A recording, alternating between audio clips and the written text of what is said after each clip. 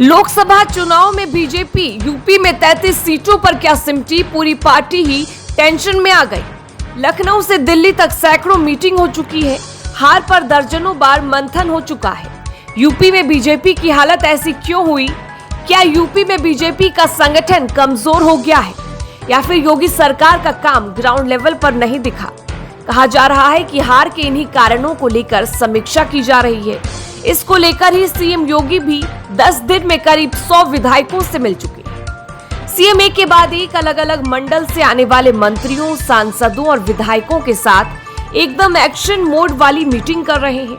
अभी तक सीएम योगी का काफिला ही हर जगह जाता रहा है, मगर पहली बार लखनऊ में 5 कालिदास मार्ग मुख्यमंत्री आवास पर जनप्रतिनिधियों की गाड़ियां लगातार पहुंचने लगी है। उत्तर प्रदेश के मुख्यमंत्री मुरादाबाद मंडल के सांसद और विधायकों से मिलते हैं, फिर मेरठ मंडल के सांसद और विधायकों से बातचीत करते हैं। बरेली मंडल के भी सांसदों और विधायकों को बुलाकर योगी ने बैठक की। गुरुवार शाम को योगी की प्रयागराज मंडल में बीजेपी नेताओं के साथ मीटिंग हुई। केशव प्रसाद मौर्य प्रयागराज मंडल से ही आते हैं, वह इस मीटिंग में भी नहीं आए। शुक्रवार को सीएम ने लखनऊ मंडल की बैठक बुलाई, लेकिन इसमें केशव प्रसाद मौर्य नहीं आए।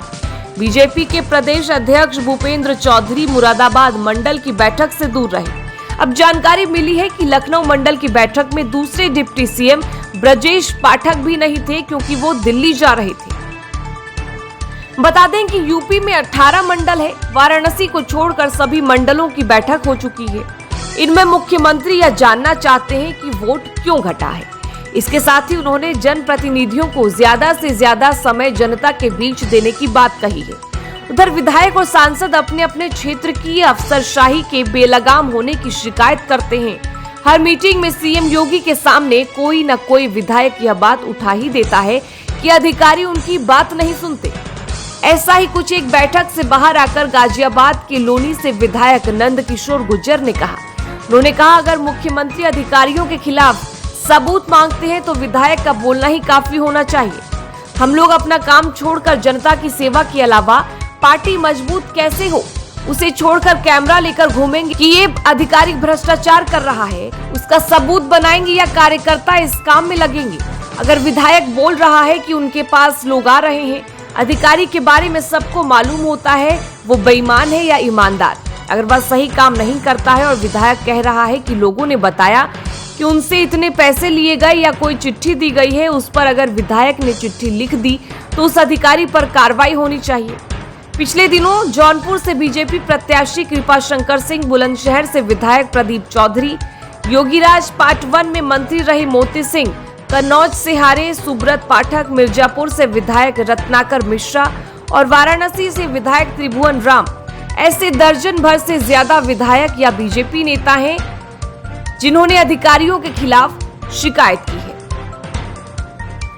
मंगलवार सुबह सीएम योगी ने मेरठ मंडल की समीक्षा की। शाम को प्रयागराज मंडल का नंबर था। सबकी निगाहें थी कि डिप्टी सीएम केशव प्रसाद मौर्य इसमें आते हैं या नहीं, लेकिन सभी सवालों का जवाब यही मिला कि केशव लखनऊ में रहने के बावजूद मंडलीय समीक्षा में नहीं आए। इस बैठक में नंदगोपाल नंदी, पूर्व मंत्री सिद्धार्थनाथ सिंह, एमएलसी सुरेंद्र चौधरी, विधायक हर्ष वाजपेयी और तमाम विधायक मौजूद थे, लेकिन केशव की अनुपस्थिति सबसे बड़ा चर्चा का विषय बना।